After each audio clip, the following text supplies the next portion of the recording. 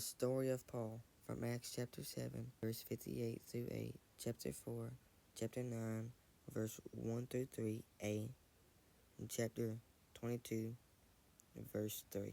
Adventurer for Christ. Boldly he faces angry mobs, crosses mountains, and sails the stormy seas to preach the good news that Jesus is the Son of God and the Savior of the world. The exciting story of this great missionary begins long ago.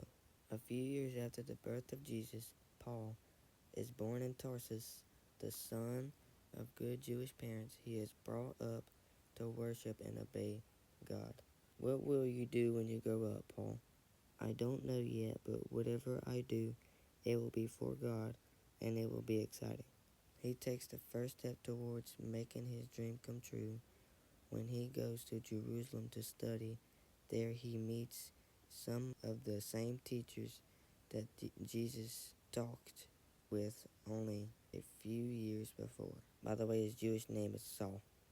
In time, Paul becomes the most brilliant pupil of the famous teacher Gamaliel. Together they discuss the scriptures, especially the parts that tell about the coming of the Savior. Like King David, he will make our country strong and powerful. If only he would come now, I'd spend my life serving him. But like most Jewish leaders, Paul refuses to accept Jesus as the Savior for whom the Jews are waiting. They stone Stephen, one of Jesus' followers. Paul stands by watching.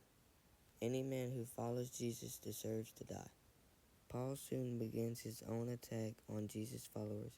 He raids their homes and drags them off to be questioned, punished, even put to death. The followers of Jesus flee for their lives.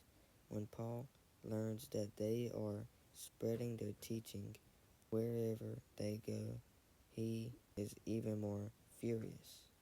They must be stopped before they stir up people everywhere. Already they are as far north as Damascus.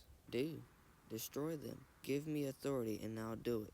You have our permission and we'll give you letters to take to the leaders in Damascus.